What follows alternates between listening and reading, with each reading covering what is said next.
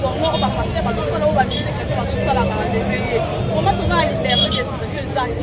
liberté d'expression exacte hein quatrième pouvoir oh fatia lobaki quatrième pouvoir on sawapi tokokende wapi na mboko yo alomi tozokende wapi koma bandeko bafanatina biso bana poto bakonza mboko yo kolela nani tutomeli mama lifofuya mama libakela biso mama Denis tozokende wapi tokela biso likambo yo tobanda sikolo baka verité tobanda kokombaka ba verité oyo elonga lobi verité alobi bafinga baporno osalaki soki Moïse mbi asalaki porno te soki Moïse mbi atambolaki ndenge mosala nzambe atambolaka nde lelo mabe bimi te soki elonga lobi verité eza mpona kozoba oyo asalaki ayeke politike tala na lusi na yo tala na lusi okobala nde soki okobala te na place olandelaka bavi ya bato yo tindaka baenlevaka bato wana eza enlèvement parce que mandat d'amener ezalaki te convocation ezalaki te tozokende na ipeki na kombe biso général Kasongo aboma biso akotisa biso sopa elonga biso nyonso elonga ubie te soki opesa biso elonga te lelo biso sokokotaka na ipeki oboma biso quand même toza bato toza libre toza na liberté d'expression toza na droit ya koloba oyo ya mabe ezolekela mboka oyo ya mabe bapasteur bazosala parce que bible olobi oyo ezobima na monoko mosala nzambe yango tokolanda so mosala nzambe aza na boso baza na bosoto sikoyo obongo yo kotanga bakanga molimo ya publicité oni papa de politique kaka nde motika ye baenleve ndekolonga bamama ndengaka bamakangu na bakolonele wana babimisela biso elonga babimisela biso ubezwate ekwalevaka biso nyonso aleveka biso nyonso alevi biso nyonso ndekolonga alevi biso nyonso depolitique eza nini na mboka oyo toza si na liberté te tozangi malobaka eloba tokenda kosala beniso ya kokatama liberté d'expression toza nango te quatrième pouvoir o balobaki basalaka pouvoir wapi yango tobeleli pardon kosunga biso likolonga balobaki toyebi kondiso toa mobala bato aza évangéliste aza vrai évangéliste asambelaka babeti ye mwosili na bana aza na bana mikeza numéro marie lelo mwosili na bana aza na kosunga atuka dose oyo botalela biso kosunga biso ofulela toza na mpasi ya ndeko eloko babimaki ye lobi enlevaki ye tozobenga ngo enlèvement pourquoi parce que baye kozwa ye sans mandat d'amener baye kozwa ye ni convocation donc bayeka bazwi elongo ya bongo donc biso bajournaliste bakomi kozwa biso lokola je sais pas na utiliser pour terme nini lokola banyama bazwi biso kaka komuta en pleine émission s'il vous plaît toza na émission oyeba enlever ye quelque moko ekiti 6 personnes bakiti na baarme bazwi baprake bake na ye vraiment bino koza soit disons bato ya nzambe bango nayebi te papa chikilo bino ozalaki avec longa po longa na kata mutuka ezalaki nini exactement bon ezalaki ke tozalaki na papa elonga na UDPS tokendeki ane toinonsa mosala comme d'habitude tobi tokita na porte rouge bisika tomesana apres kotambola na terrain kopema mpe kosala baémission lisusu nde tofandi ere tozalaki kuna tomona ndeko na biso bines aza professeur na biso azobengaka elonga kosala na émission ntango tokomi kuna ndeko bines akoma ye na te tofandi na esiko papa elonga bon tolongola te elongo moko ya émission epuis bines akoti na papa moko boye basimbani na ye koma ere bakoti ya boni ndenge nini weci boni bines bamona okala kaka ndenge ezala basalutation epuis aye asimbi papa elonga na loboko alobino papa elonga tobima na libanda tokoopere mosusu akoye kosola na kati ya bato kaka nde ezala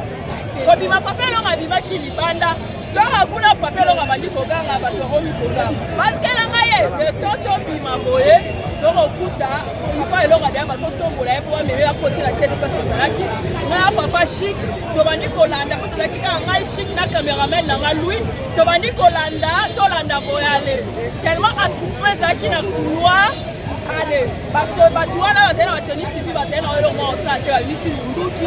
banzi obrake kutu balinga bakenda papa chik batomboli ye résistance ava na quartier kasi mosu ezali liboso keti mosu ezali liboso eseki na elonga oyo mibale leta bameka bosala ndeti bali batire masasi population eseretiraki nde tobandi koganga boke na ye wapi nde bayebisi biso bolanda ye na ipeki bolande pa kaso babana biso ku ipeki te babina biso kaka bolande pa kasongo basisoka tolande nga pa kasongo ndenge akomi koloba na bango na olikukofinga bango mpona babima bozosakana tokobeta onde moko aye kuna kainga kati anga message na otika te boyebisa biso bisika oyo bino boke na ye po biso toyeba po tolanda ye zonga kuna ndebundingane bakala bino kwaka ye bamisusu batevitene baminduki donc à plein journée vers 15h10 nde balebaki ndoko elonga pensé que moi j'ai compris que Bines loko basalaki ye émission parce que la fille en question ye mpe baza na elonga na kacho c'est que j'ai compris que la fille a été menacée peut-être bautilisaki la fille par téléphone mpe bakangaki téléphone na la fille babenga ye c'est un peu ça kokoma te okoma na ipeki toye kolanda ye okuti mpe bango kuna tokuta Bines baosambisa ye ma elonga batiaki ye na kacho nde totuni situation eza nini nde bayebisi biso ke non eza baretombe ya émission moko oyo basalaki na Bines babandeki koloba sur le pasteur Moïse Mbiye c'est-à-dire que par rapport ndenge Moïse Mbiye ariskaki kokende prison makala elongo alobaki ke c'est que bato oyo bakonzi ya mboka oyo baza na nsima ya Moïse Mbiye mpo Moïse Mbiye aza nani c'est ça oyo bapesa biso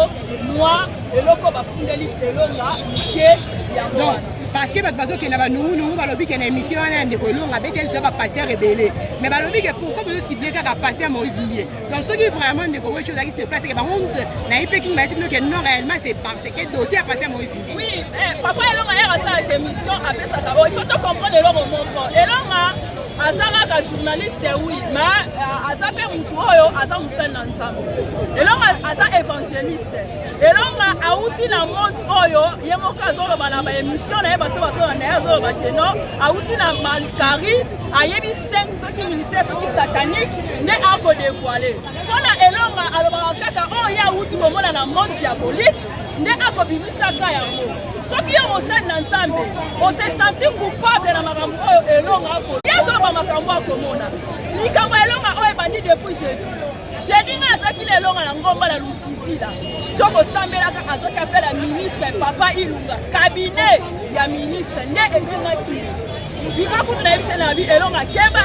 baki kosala mpe baji kabinet ya ministre ebengi yo oweti na pusi rendez-vous ti lundi wabipusa lundi ti lundi papa ya molimo na ye azalaka na lusisi na papa David oyo atikalaka pendant 4 ans nzambe ayebisi akitana moke nde abisaki ye avant kutana na ministre wana lokola kabinet ya papa ilunga ministre ilunga abengi yo seke ifo tosambela nanu po toyeba soki okutana na tozokende na ye tokomine ntina yolo médical na kapela kuna tobanini makolo ti yolo médical tokabwani 21 na yebisi lelo koya na place tosala émission tefano na ndako mpo bapelo namoni yango suspect tout d'abord suspect liboso ezalaki apelo oyo azwaki jeudi na 15h numéro wana se présente tozala na numéro wana telefone na elonga etikalaki mpo ezalaki na charge toza na yango tozoyeba te maintenant c'est outil et pas pasteur Moïse Mbiye to maintenant c'est outil ndenge bakolobaka ke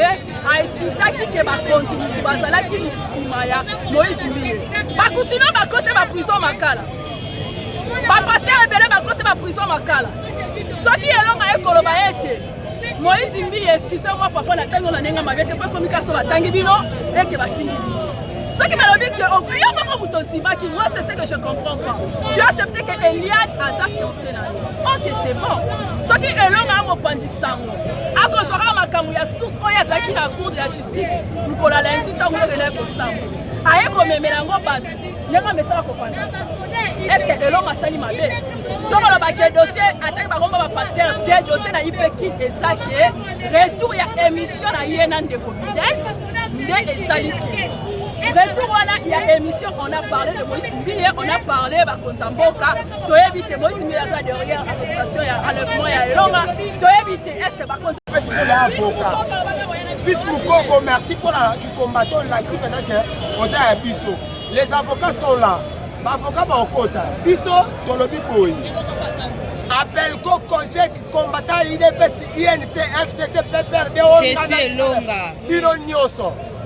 totika na makambo tozala lango nini toza derrière elonga parce que on va toucher aza journaliste on va toucher aza combattant muto à défendre ba droit ya mboka o a suivre ba gaz ba attaquer l'époque il y a de cela 3 ans passé ba combattre biso tolongi bitumba poto tonga mboka lelo oyo ba komi okanga biso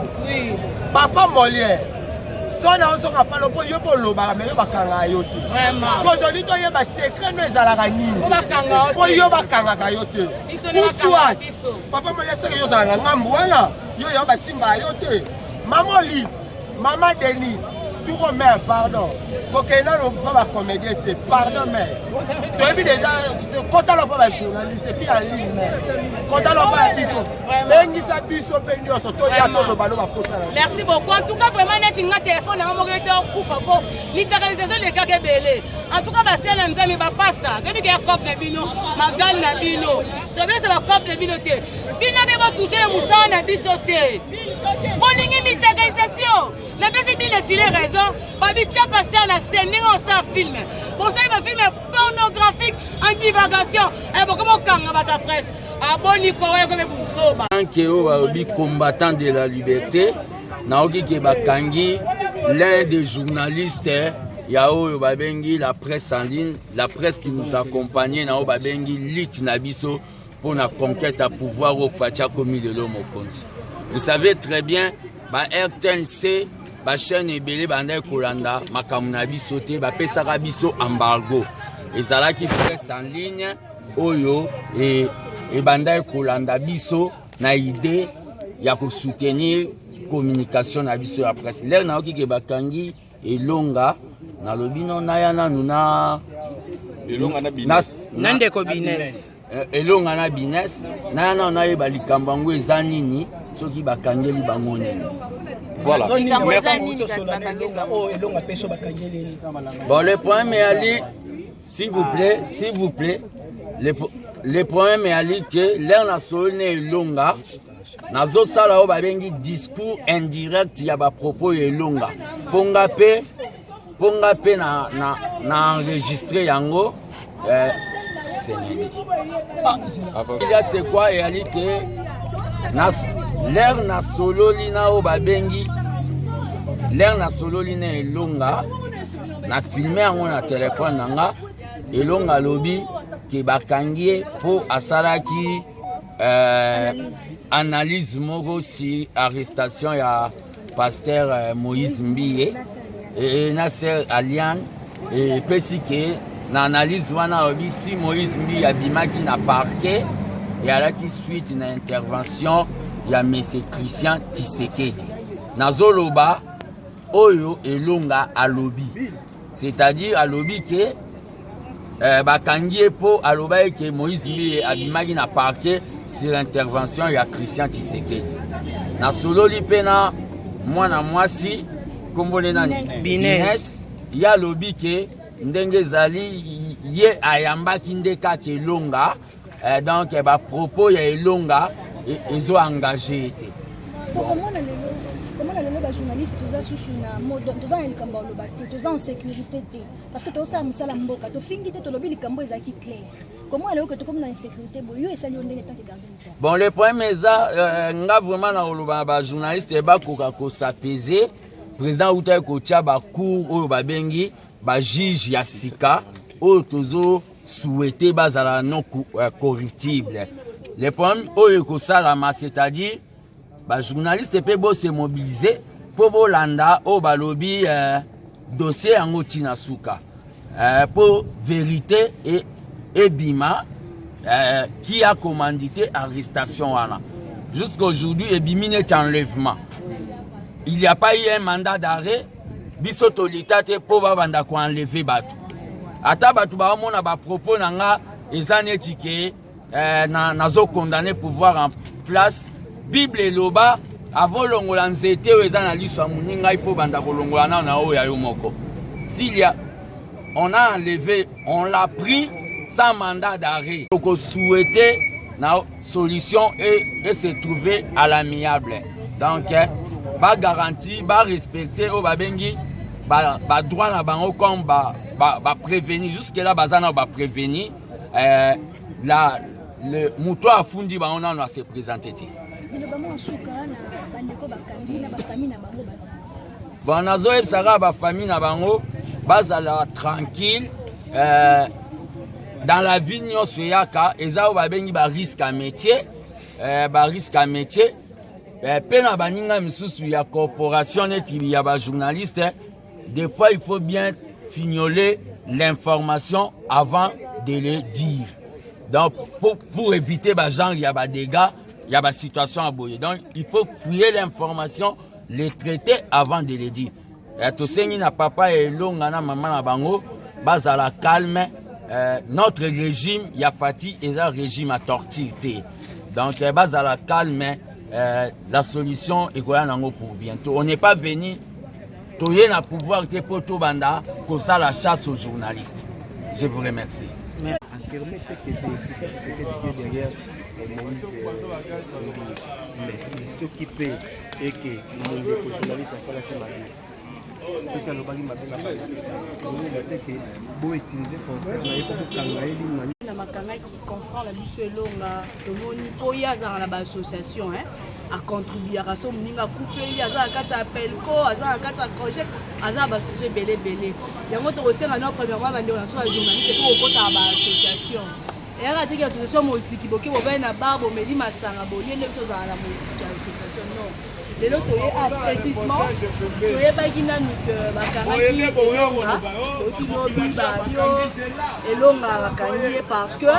asalisaki diffamation wana bagroupe indi akomo yamba telefone na page totikeli ata batesto tellement général confort na biso aza kuna po biso totikala biso babato oyo INPC tokosomba carte pour carte électrique tozwi likambo INPC landa bato te yonte ke biso na biso ka tose mobiliser tobengani appelco project tosangani toye apo général kasongo na komi na bureau te tozela tokutana naye association juste akangeli ye nini mais selon OPJ oyo aza na dossier atindaki bakeke kokanga elonga bakonga mikolo bakomoyokanga bafoto ntina ndako obima mbokaka mais mutu mwa alekakaki bato mutuka mwa yake bakangi yo foto nga bie papa eza mosala na bango donc tozose OPJ alobi ke azokoakize ce qui est grave akoakize nga atanga na akombo akoakize Christian Tshisekedi alobi ke Christian Tshisekedi ne mutu aporte plainte po sur le niveau Christian Tshisekedi il faut qu'il porte plainte à parquet général ye oyo porte plainte na IPEKIN devait se kanga ba kuluna ba miyibi bato ba moto ba criminel bato ba anti drogue bani yo oyo refunda journaliste 4e pouvoir après président après premier ministre ce qui en présence assemblée nationale c'est là que la journaliste 4e pouvoir yo qui refunda la carte IPEKIN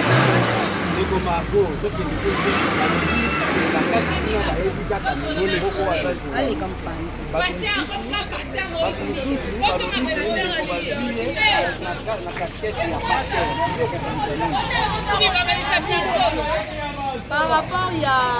on va bien et l'on a comprendre la biso za ba carte nyonso à part qui passe nga bo so ka pena mamelo qui sant boyeba nga pena ko sana amansa mais na casquette mususu na sala mo to mona abe chole e mo pa master nani o concerne biso ba master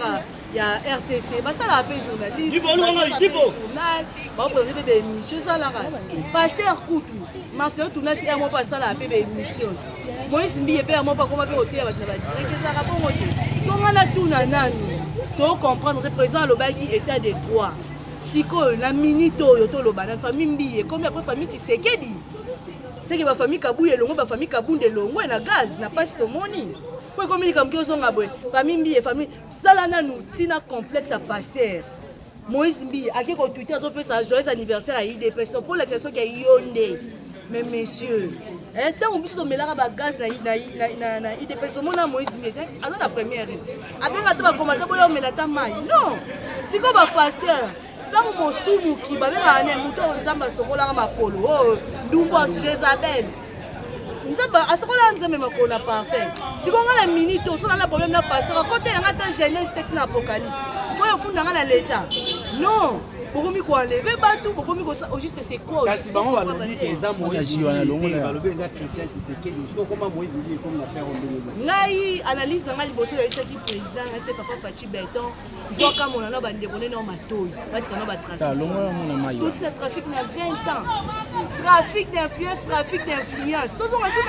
Christian Tshisekedi et ba Tshisekedi musu aza pemene baloba te baza héros dans l'ombre tout so na bande kwa tia président tout so na bango famille biologique à président na ba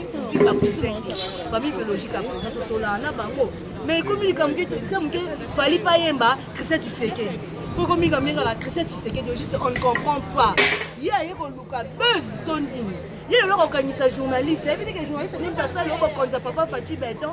le journaliste le ala le na kata ipe qui parce qu'on a criminel que ça la raté pas que vous prenez la parquet moi en Margot je pense que le Congo va ça va prendre la confrontation Moïse Mbili ozalaka président Moïse Mbili balingaka bacaméra koperté bazotikalaka bana rappel ya mibi mais sikoyo ntango abimi eloko nini esalaka abima soki totuna bapropos meme ya fils mukoko alobi ke boya kotoyo nyonso na bomi mutu noya kokosa atubele pano ndeni po mo paster oza na orgueil paster mombate ya rara moi je ça